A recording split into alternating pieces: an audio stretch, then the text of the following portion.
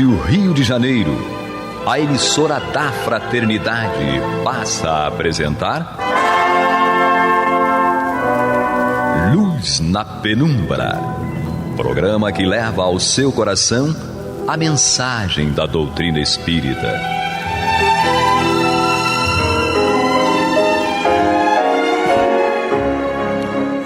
E com vocês, André Afonso Monteiro, para o estudo do livro A Gênese, da obra codificada por Allan Kardec.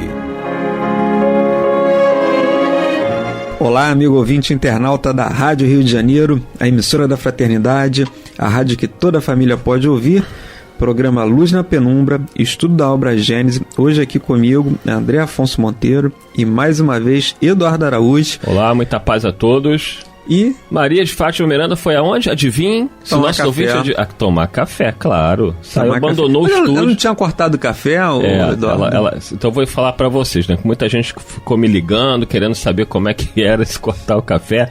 Ela pega lá o bule e antes do café entrar no copo, ela passa o café numa faca. Tá cortando o café, cortando né? o café, então ficou essa dúvida, né? Muitas ligações pra Rádio Rio de Janeiro, todo mundo querendo saber como é que era essa história, mas é assim, ela bota o café lá no bule, antes do café ir pro copo, tô aqui explicando mesmo como é que você cortou o café. Ela bota uma faca bem afiada, Tramontina, corte Tramontina. E aí depois ela toma. E quando ela não toma café, como é que ela fica, Eduardo? Louca. Tem na internet. Quem quiser eu compartilho. É só entrar em contato comigo. Miranda sem café, né? Ó, ajeita esse microfone aí, Luiz Guigino. Ai, meu Jesus. Miranda, quando chega, desequilíbrio. Dá oi aí, Miranda. Que Jesus nos conduza, não é? Vamos lá. Retornar aqui ao nosso estudo, capítulo 1 da obra A Gênese, Fundamentos da Revelação Espírita, item 38. Sem a pré-existência da alma, a doutrina do pecado original não é apenas incompatível com a justiça de Deus, que tornaria todos os homens responsáveis pela falta de um só. Ela seria um contrassenso, ainda menos justificável, porquanto, segundo essa doutrina, a alma não existia na época a que pretendem fazer remontar a sua responsabilidade. Essa questão aqui do pecado original, também eu já ouvi algumas interpretações relacionando isso com a questão também dos espíritos que foram, digamos assim, exilados lá de Capela. A gente não gosta muitas vezes de usar esse termo, né, exilados, porque dá uma ideia assim de... Mas realmente foram degradados. Mas assim, a gente... Porque seria o pecado que eles cometeram lá, eles chegam com essa ideia desse pecado mas na original. Realidade, é como Jesus coloca no Evangelho: nenhuma das ovelhas que o Pai me confiou se perderá. Eles foram degradados, eles foram exilados do mundo que eles estavam por responsabilidade deles. E por incompatibilidade até fluídica também, né? Porque você está numa vibração que não... que aquele sistema... Por exemplo, vamos pegar um exemplo aqui da Terra. Um aluno que reiteradamente desrespeita as regras de um colégio, de uma escola, ele chega um momento que ele é expulso dessa escola. Legalmente expulso. Porque ele reiteradamente, depois de várias tentativas, ele foi infringindo, foi rebelde às regras. Então, o planeta Terra, ele está chegando num período em que ele deixará de ser um mundo de provas e expiações, onde o mal predomina. Tá com frio? Tô com frio, cara. Que isso, rapaz? Tá com frio, André Monteiro. Tá com frio, Miranda, também? O meu também. Ela sempre tá com frio. Por isso que ela toma um cafezinho para esquentar, né? Então, assim, quem não se adequar às novas regras do planeta Terra terá que ser degradado. Mas não vai ser expulso vai para um outro planeta condizente com a sua vibração, a sua condição moral, e vai poder recomeçar. Como o aluno que sai de um colégio expulso, ele não está expulso de estudar a vida toda. Ele vai poder, em outro colégio, recomeçar a trajetória dele e, de repente, se ele se transformar, ele vai ser um grande aluno, vai se tornar uma pessoa muito digna. Assim como o espírito que foi degradado, foi exilado, muitos de nós somos exilados. Sim. Sim. Muitos de nós somos exilados. Já viemos exilados de outro lugar. E se não tomarmos cuidado, vamos ser exilados da terra. Porque Jesus fala isso, só os mansos herdaram a terra. Tirando a Miranda, quem é manso aqui? Mas olha só, falando sério. Vocês estão falando aí, falaram ele mesmo coloca aqui, né, do pecado original. Mas ele não estava ligado no pecado. Mas eu estava lembrando que na Igreja Católica tem uma oração, Salve Rainha, que diz assim: Salve Rainha, Mãe de Misericórdia, vida, doçura, esperança nossa salve. A vós bradamos, gemendo e chorando, a vós suspiramos. Eu sei que tem uma parte que ele fala, os degredados filhos de Eva. Aí estava refletindo agora. Na realidade, todos nós viemos para um degredo. Mas não aqui na Terra, mas de outro canto. Então esses filhos de Eva que foram expulsos do paraíso, era esse mundo mais adiantado, que a gente não tinha mais sintonia, perdeu, viemos para aqui. E esses filhos de Eva, justamente, aquelas primeiras matrizes femininas, onde esses espíritos de alguma forma, né? A gente vai vendo que no final das contas tudo tem um sentido, não da forma tão teológica quanto a igreja coloca. Não daquela... aquilo é como se fosse uma fábula, né? Sim. É como a história de Adão e Eva, enfim, é como se fosse uma fábula. E essa do pecado original também, da serpente, da maçã, ela tem um significado, é uma alegoria. A serpente é justamente a tentação. Sim. Não é? A tentação. E o problema não era o sexo, né? Aquilo acabaram desvirtuando. Descambaram para ir, para de alguma coisa colocar o sexo como pecado. Porque na época devia ser um desregramento. Se hoje já é do jeito que é. Essa situação era quase bestial, menino. Então Kardec continua aqui. Com a preexistência e a reencarnação, o homem traz ao renascer o germe das suas imperfeições passadas, dos defeitos, que é a questão da máquina de lavar, né? Dos defeitos que não corrigiu e que se traduzem pelos instintos naturais, pelas tendências para um ou outro vício. Basta a gente olhar como nós somos, né? Quanta coisa a gente que estuda a doutrina um tempão e a gente sabe que está errado, mas aquela coisa está dentro da gente ali e para arrancar é um sacrifício. O Emmanuel fala sobre isso no livro Pão Nosso, que ele fala: contra o teu anseio de claridade tem milênios em que você se comprazia nas sombras. Aí você para pensar, prezado amigo ouvinte, são milênios de sombra versus um desejo de claridade. De mudar. É difícil nossa situação. E os espíritos ainda falam também, tem uma questão do livro dos espíritos, eu não esqueci agora qual é o número, quando ele fala naquele capítulo das paixões e dos vícios, que ele vai dizer que às vezes a gente identifica que aquilo ali está errado. Kardec 910 a 911 e a 12. Ele vai falar sobre isso. Kardec pergunta: é possível vencer as más tendências? E os espíritos bastaria à vontade. Pequenos esforços. Mas o que nos falta é vontade. Aí ele fala assim: com poucos dentre vós fazem esforço. Porque ele diz que a nossa vontade, na verdade, é da boca para fora, é do lábio para fora. Seria o esforço. Né? Porque lá dentro, no nosso íntimo, a gente ainda se compraz naquele. É verdade, não adianta naquele vício. Entendeu? Eles estão falando a verdade. A verdade é dura, mas ela é apenas a verdade. A gente diz que quer mudar, mas ele fala assim, mas a vontade está só nos lábios, entendeu? Sim.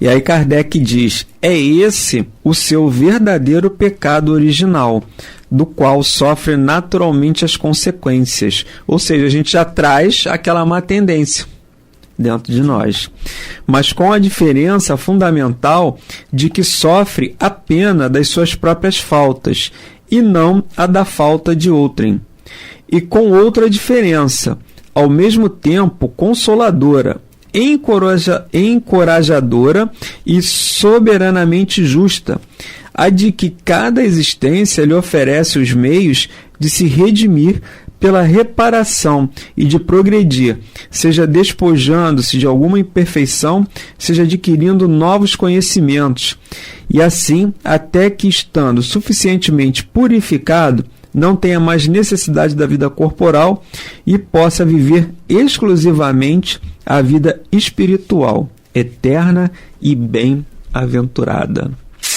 Ou seja, nesse processo de purificação, e a gente vê essa questão até um pouco lá, quem estudou o Antigo Testamento, você vê que eles tinham uma receita para isso, né? mas eles tinham essa informação dessa purificação, mas eles trouxeram isso e adaptaram às questões materiais. Sim. Você não podia ter contato com sujeira, você não podia ter contato com sangue.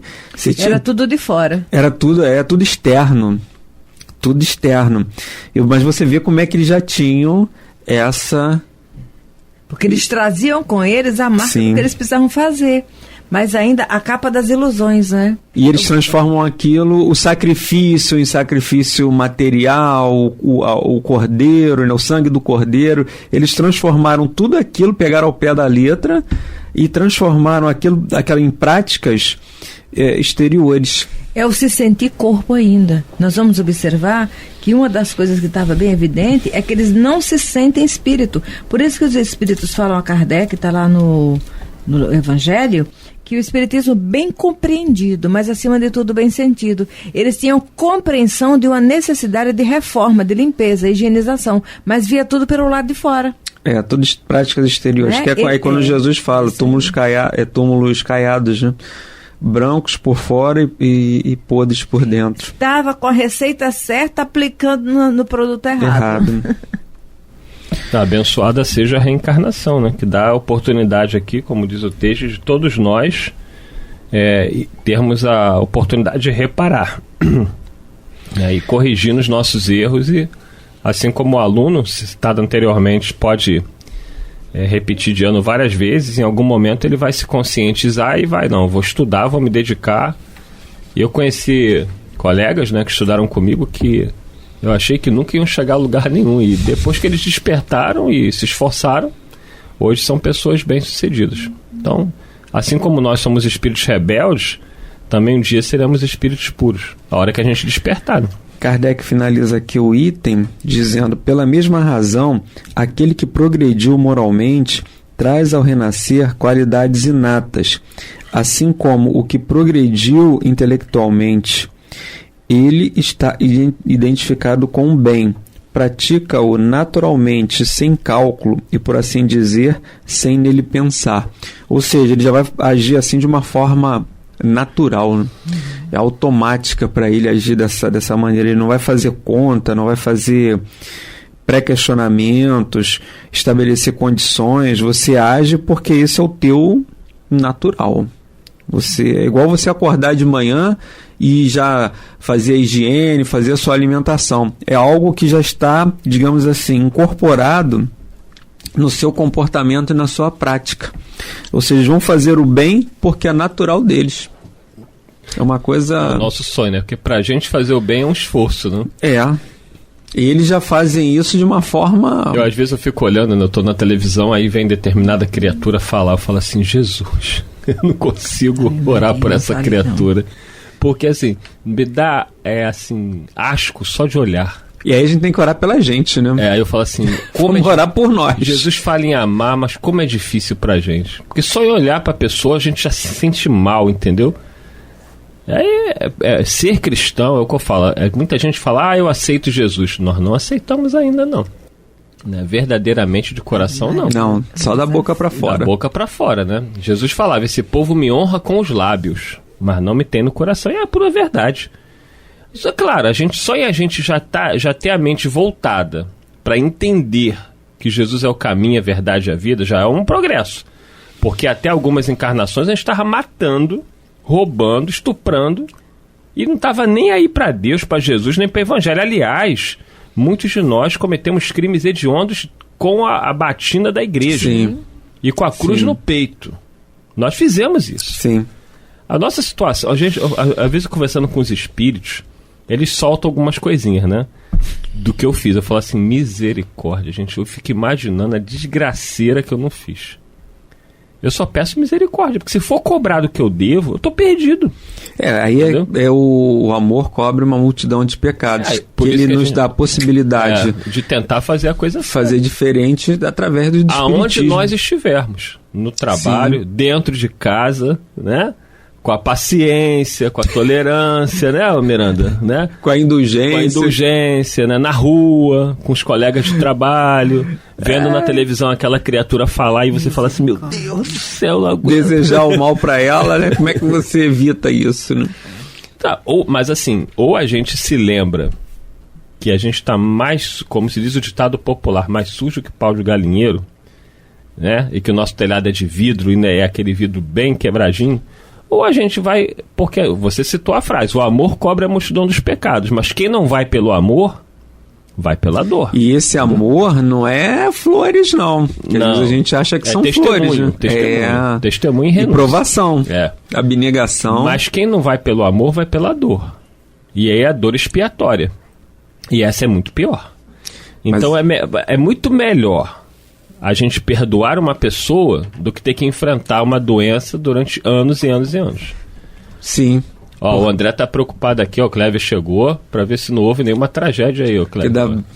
Ó, o Cléver tá olhando, ó, alívio.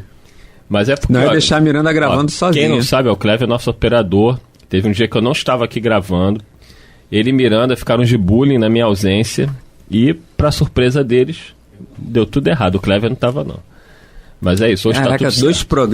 Dois programas foram pro Beleléu. E só a voz da Miranda. Porque ele queria estar presente. Sacou? Tem um pastor que ele falou uma vez na televisão: quem ama Jesus vai pro céu, quem não ama vai pro Beleléu. Falou assim? Vocês dois foram pro Beleléu. Aqui, ó. Aquele que é obrigado a combater suas más tendências, esse ainda está na luta. E aí cada um que vai fazer a sua, como Santo Agostinho diz lá na 918, né, Miranda? Vai fazer o seu autoconhecimento. Aquele que é obrigado a combater as suas más tendências, esse ainda está na luta.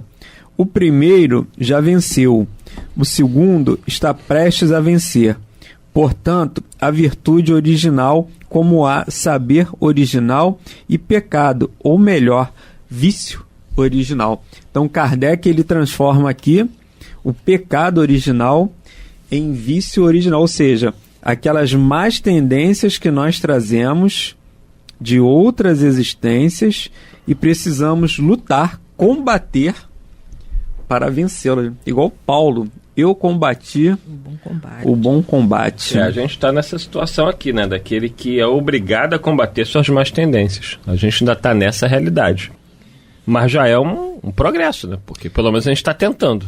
E aí você vê como é que a engrenagem divina funciona, que ele nos coloca em contato com outros companheiros, com outras pessoas que vão fazer com que a gente venha desenvolver, ainda que inconscientemente, vão fazer... E a vida traz, sabe? A vida de vez em quando dá umas mexidas assim, sabe? Meu Deus. Eu tinha um amigo que ele falava que ele tinha o dedo podre. Já ouviu essa... Ele só encontrava, só escolhia pessoas complexas para se relacionar.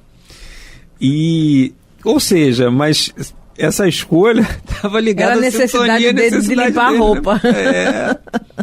Lavar a roupa. Estava ligado à necessidade dele. E Kardec diz aqui bem claro, né? Aquele que é obrigado a combater suas más tendências, esse ainda está na luta. Porque se você precisa melhorar de alguma coisa, né, Miranda? Eu preciso desenvolver a paciência. Você vai ser inserido em contextos com pessoas, com experiências que vão fazer com que você desenvolva, que você seja testado na sua paciência. Né?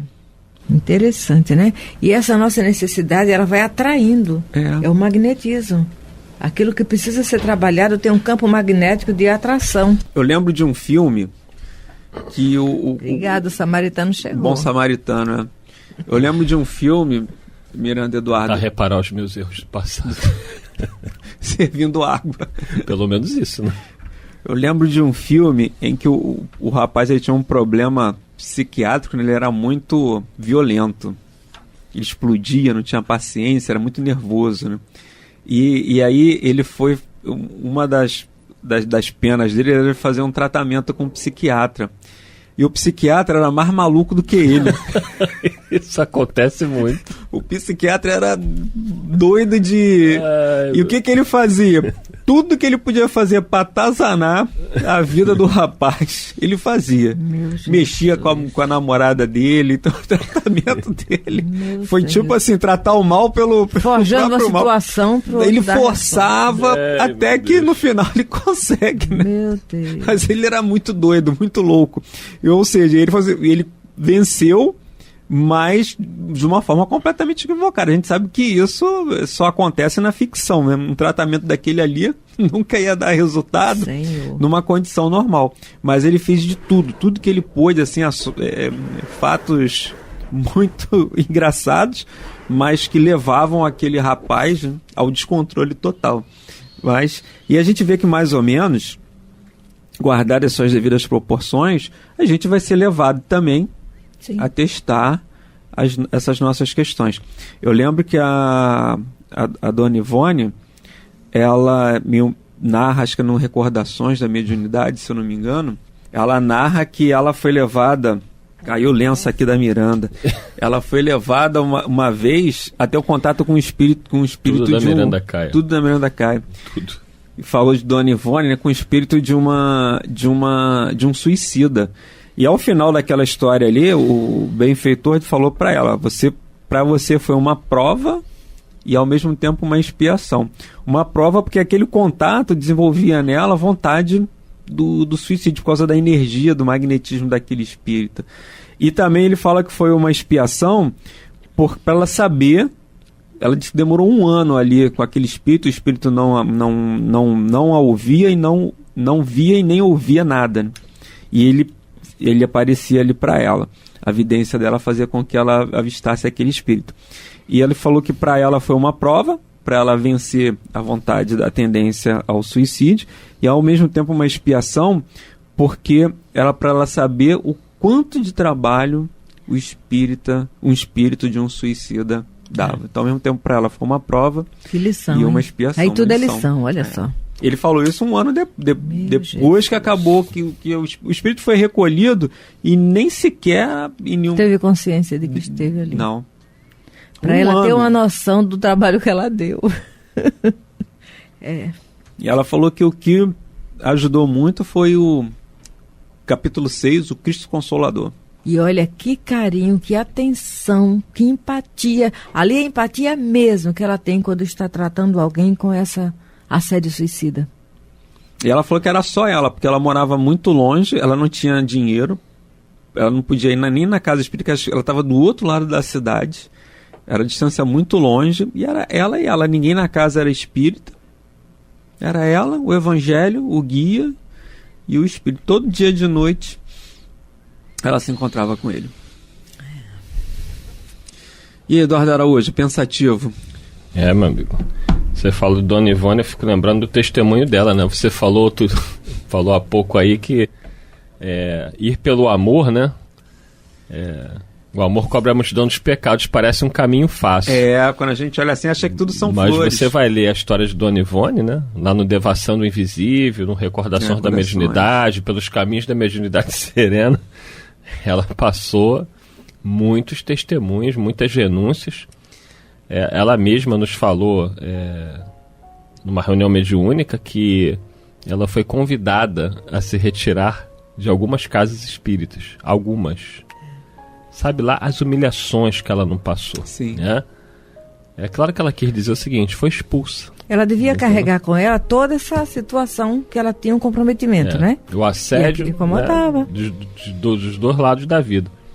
Sim.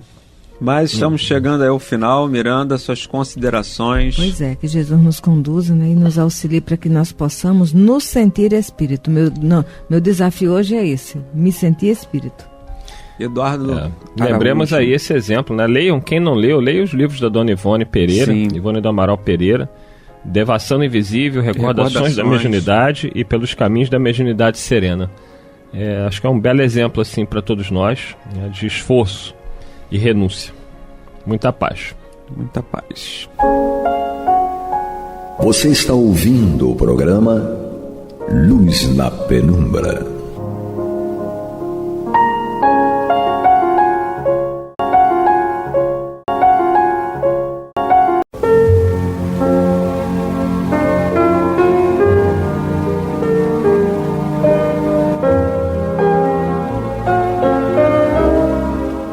Rádio Rio de Janeiro está levando ao seu lar e ao seu coração a mensagem consoladora da doutrina espírita, através do programa Luz na Penumbra.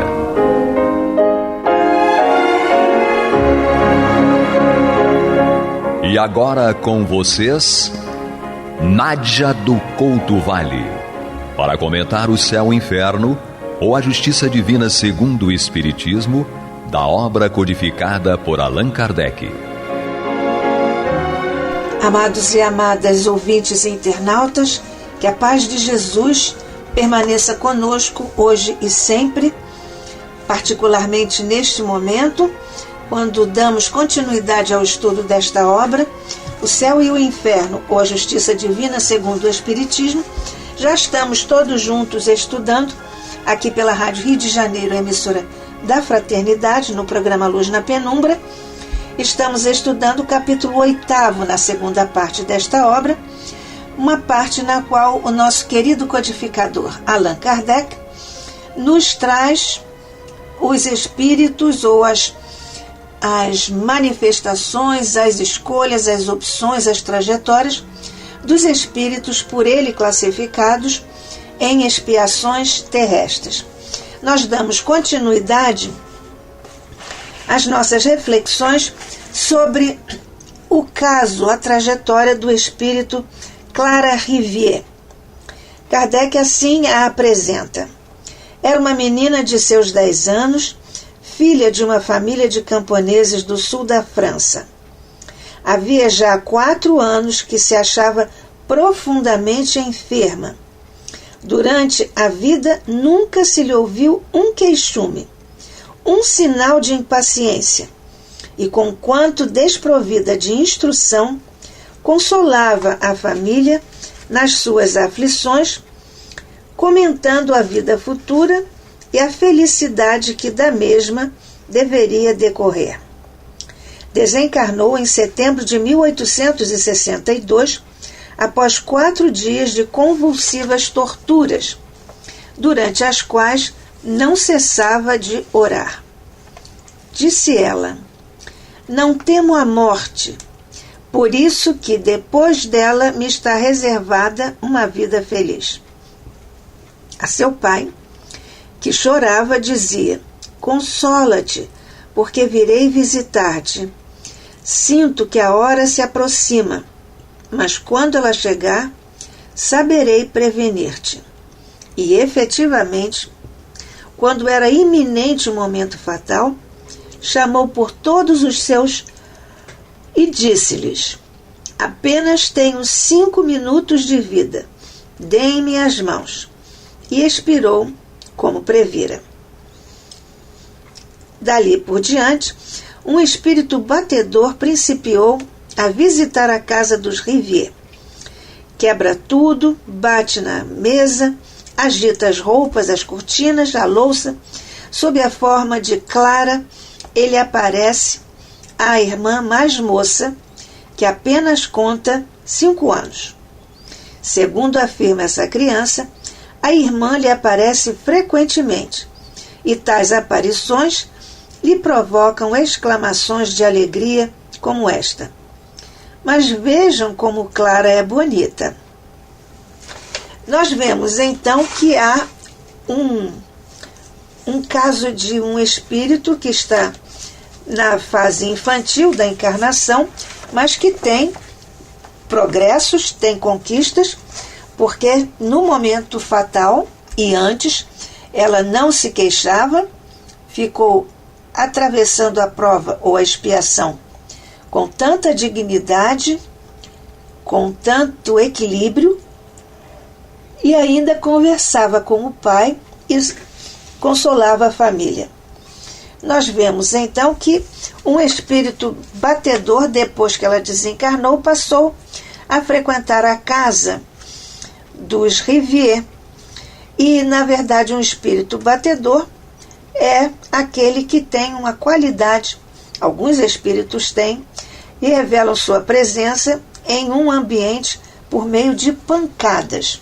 Nem todos os espíritos que se manifestam por pancadas são batedores. é que este qualificativo, na verdade, é reservado para os que poderíamos chamar de batedores de profissão. Eles se deleitam em pregar partidas, peças, para divertimento de umas tantas pessoas. Eles se deleitam em aborrecer com suas importunações. Quase sempre agem por conta própria, mas são a miúde instrumentos de que lançam mão os espíritos superiores quando querem produzir efeitos materiais.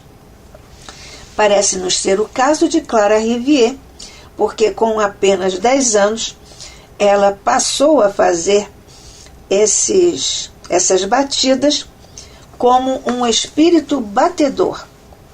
E ela, como nós vimos, disse ao pai que viria visitá-lo e consolá-lo, e explicou a Kardec, Clara Rivière, explicou a Kardec que fazia isso porque tinha uma provação, ou seja, ela tinha uma tarefa a executar na categoria de provação, ou antes uma missão, disse ela.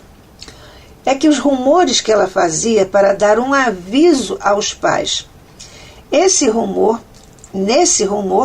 ela era auxiliada por outros espíritos, segundo ela, cuja turbulência tem sua razão de ser.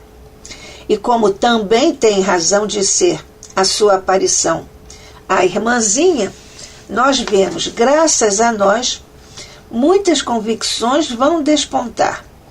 Meus pais haviam de passar por uma provação. Bem cedo isso passará, mas não antes de terem convencido uma multidão de pessoas. Ou seja, ela, Clara Rivière, uma menina de 10 anos, é a autora, depois desencarnada naturalmente, é a autora dos rumores, ajudada, porém, por espíritos ao serviço da provação reservada aos seus genitores. Portanto, essas batidas, esses rumores, são um chamado, um apelo e uma estratégia didática para o despertamento das consciências dos pais de Clara Rivière. Mas só a irmãzinha havia. O que significa isto? Nós estudamos em O Livro dos Espíritos, nas perguntas 4, particularmente nas perguntas 447, 449 e 453. Trata-se, então, neste caso, de vista dupla. Gabriel Delane anota isso em sua obra Alma Imortal.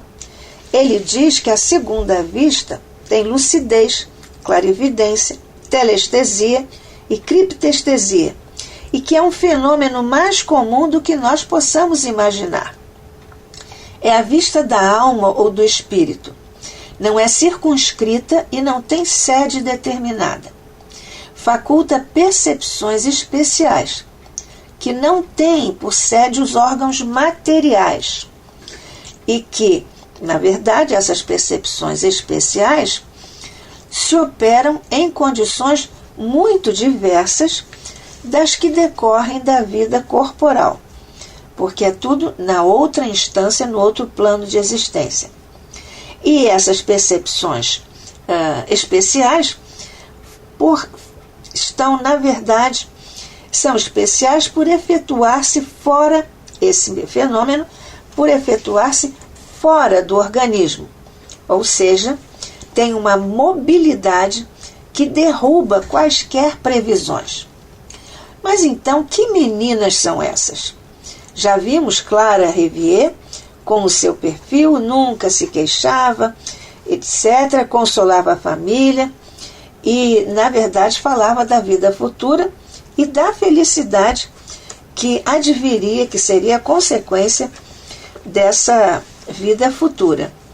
Ela desencarnou em setembro de 1862, após 4 dias de convulsivas torturas, durante as quais ela própria dizia que não cessava de orar, que não temia a morte, porque depois da morte estava reservada para ela uma vida feliz. Consolava o pai. Nós já vimos. Consola-te, porque virei visitar-te. Sinto que a hora se aproxima, mas quando ela chegar, saberei prevenir-te. Efetivamente, quando chegou essa hora, esse momento derradeiro, ela chamou os familiares e disse: apenas tenho 5 minutos de vida, deem-me as mãos, e expirou como previra. Clara, então, essa é uma questão. Clara, então, era médium? Ela própria declara à mesa mediúnica que tanto ao deixar a Terra em encarnação anterior, quanto ao voltar como Clara Rivière, ela estava, entre aspas, segundo ela, predestinada, sentia e via o que dizia, que é o caso aqui que nós estamos estudando. Portanto, ela era médium. E declara também que as ideias sobre a vida futura que manifestara quando encarnada vinham do pouco tempo que lhe cumpria passar neste planeta e também da sua precedente encarnação. Por isso ela lembrava, entre aspas. O que significa isso? Que tipo de lembrança é essa? Chama-se pressentimento. Nosso querido codificador Allan Kardec também nos fala sobre isso e indagou a esse respeito em O Livro dos Espíritos, nas perguntas 522 e 524. O pressentimento é uma intuição vaga das coisas futuras e há, naturalmente agora, recordações vagas e intuitivas que o espírito aprende em seus momentos de liberdade, ou aprendeu em seus momentos de liberdade, e algumas vezes isso se constitui em avisos ocultos dados por espíritos benévolos. Essa é a informação na obra O que é o Espiritismo, de Allan Kardec, no capítulo 3º, no item 138. Já o nosso espírito Vitor Hugo, na psicografia de Zilda Gama, nos diz que o pressentimento é um radiograma transmitido ao presente das regiões misteriosas do porvir. Mas por falar em transmitir, nós estamos transmitindo aqui o nosso estudo pela Rádio Rio de Janeiro, a emissora da Fraternidade, o programa Luz na Penumbra, eu, Nádia do Couto Vale. E você, amigo, amiga, ouvinte, estamos estudando juntos aqui, já no capítulo 8º da segunda parte desta obra, O Céu e o Inferno, ou a Justiça Divina, segundo o Espiritismo, no capítulo Expiações Terrestres, e estamos dando curso aqui ao nosso estudo da trajetória, da história do espírito Clara Rivière, que desencarnou em setembro de 1862, ainda uma menina com 10 anos. Mas, enfim, na verdade, esta é uma questão bastante importante e que, na verdade, nós vemos na entrevista que Clara Rivière deu à mesa mediúnica. Ela diz que, quando estava provocando os rumores, ela foi ajudada, e era ajudada por espíritos ao serviço da aprovação reservada aos meus genitores. Como se explica, então, que a irmãzinha só vos reconhecesse, não sendo vós a autora exclusiva de tais manifestações? Clara responde, é que ela, a irmãzinha, apenas me viu a mim. Agora dispõe de vista dupla, e ainda terei de confortá-la muitas vezes com a minha presença. Nós já vimos aqui a questão da vista dupla. Qual a razão dos vossos sofrimentos mortificantes numa idade tão infantil? Clara responde, faltas anteriores, expiação. Na precedente existência, eu abusara da saúde, como da posição brilhante que ocupara. Eis porque Deus me disse: gozaste demasiada e desmesuradamente, portanto pagarás a diferença. Eras orgulhosa, logo serás humilde. Vaidosa da tua beleza, importa que dela decaias, esforçando-te antes por adquirir a caridade e a bondade. Procedia consoante a vontade divina e o meu guia me auxiliou. Esta orientação, evidentemente, que serve para absolutamente todos nós.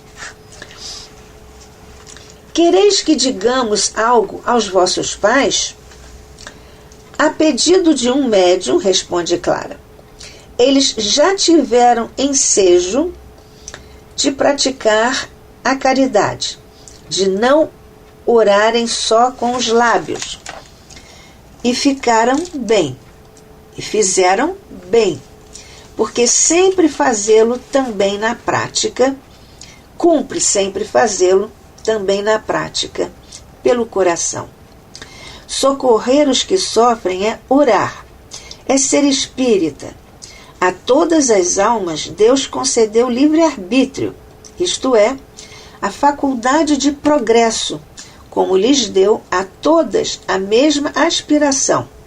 E por isso, mais do que geralmente se pensa, o avental roça pela toga bordada.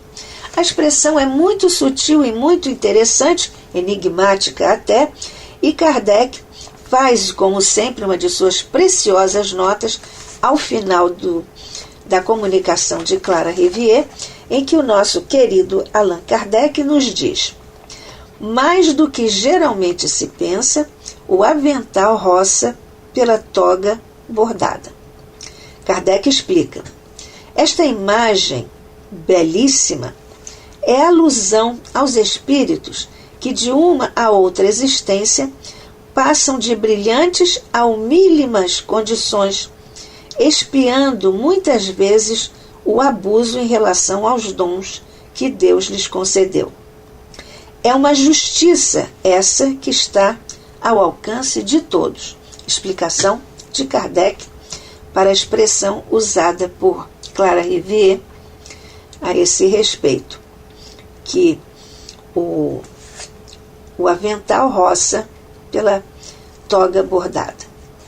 Kardec ainda acrescenta: profundo pensamento é também esse que atribui as calamidades coletivas à infração das leis divinas, porque aqui ela também fala na sua alocução, na sua entrevista à mesa mediúnica, porque Deus castiga os povos tanto quanto os indivíduos, falando do sofrimento. Kardec: realmente, pela prática da caridade, as guerras e as misérias acabariam por ser eliminadas. Pois bem, a prática dessa lei conduz ao espiritismo e, quem sabe, será essa a razão de ter ele tantos e tão acérrimos inimigos. As exortações desta filha aos pais serão acaso as de um demônio? É disso que Kardec fala, porque Clara está escrevendo aos seus pais, e nós interrompemos a carta de Clara para fazermos a inserção desse comentário, dessa explicação de Kardec. Mas estamos voltando agora para o texto de Clara Rivière, nessa alocução à mesa mediúnica, estava prestes a desencarnar, e ela já nos falou sobre isso, sobre ser espírita, naturalmente é orar, fazer tudo isso pelo coração, socorrer os que sofrem é orar, diz ela, é ser espírita. A todas as almas Deus concedeu livre-arbítrio, isto é, faculdade de progresso, como lhes deu a todos a mesma aspiração. E por isso, mais do que geralmente se pensa, o avental roça pela toga bordada. Essa explicação que acabamos de ter juntos com Kardec. E segue Clara Rivière à mesa mediúnica. diz ela. A faculdade de progresso, já vimos. Aproximai as distâncias pela caridade. Dai guarida ao porvir em vossa casa. Reanimai-o, não o humilheis. Se esta grande lei da consciência fosse geralmente praticada, o mundo não assistiria periodicamente a essas grandes penúrias que desonram a civilização dos povos e que por Deus são enviadas para castigá-los a abrir-lhes os olhos. Queridos pais, orai, disse Clara. Amai-vos, praticai a lei do Cristo. Não façais a outrem o que não quiserdes que vos façam. Apelai para o Deus que vos experimenta, mostrando que a sua bondade é santa e infinita, como Ele. Como previsão do futuro, armai-vos de coragem e perseverança, visto que maravilha, não? Visto que sois chamados a sofrer ainda. Cumpre fazer jus à boa posição em mundo melhor,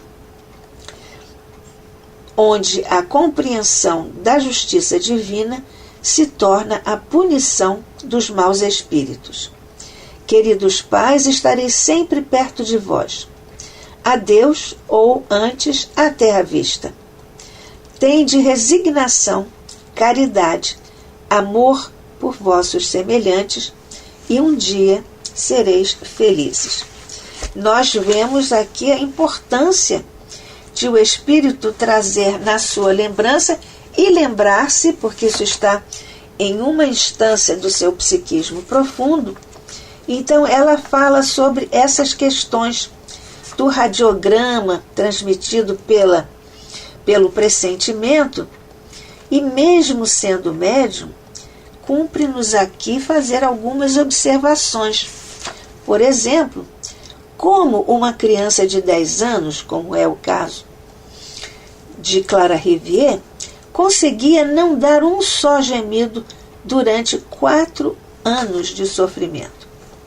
Ela responde a Kardec que seu sofrimento físico era dominado por uma potência maior. E, na verdade, aí está o seu guia, que estava sempre invisível ao seu lado, que a aliviava, que incutia-lhe uma força de vontade superior aos seus esforços. E isso é sinal de que estamos recebendo influxo de nossos mentores de energias superiores. E esse próprio pressentimento no momento da morte foi pressentido. E aqui nós lembramos o papel do anjo da guarda, que foi também por influência e por influxo do meu anjo da guarda, declara Clara Rivière à mesa mediúnica. Foi pelo influxo do meu verdadeiro aqui propósito que jamais me iludiu. Ela declara que o anjo da guarda jamais a iludiu, e nós sabemos disso. O anjo da guarda é uma emoção grande, um grande presente que o nosso Pai Celestial nos dá. Então, que o anjo da guarda jamais me iludiu é a afirmação clara, límpida, que Clara Rivière fez. E, portanto, foi por um influxo, fê-la perceber o momento decisivo da sua própria morte, quando, na verdade, nós sabemos que estamos todos vinculados ao coração de Jesus e que, neste momento, nunca nos faltará o amparo, a consolação e até, quem sabe, a alegria do Evangelho. Que a paz de Jesus permaneça conosco hoje e sempre. Que assim seja.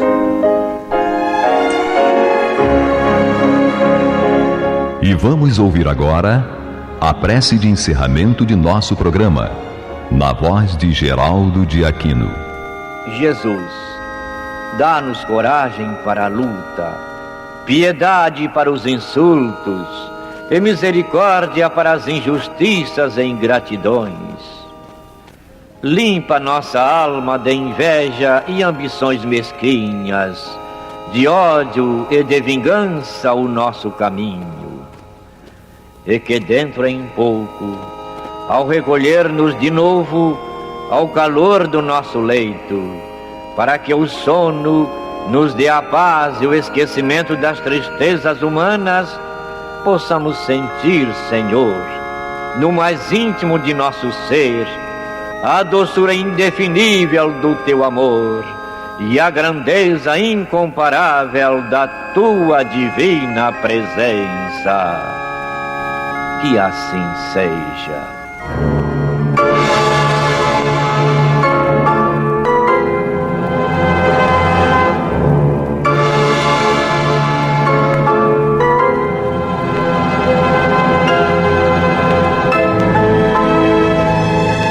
Acabamos de apresentar o programa Luz na Penumbra, que voltará a ser apresentado amanhã às 21 horas nesta emissora.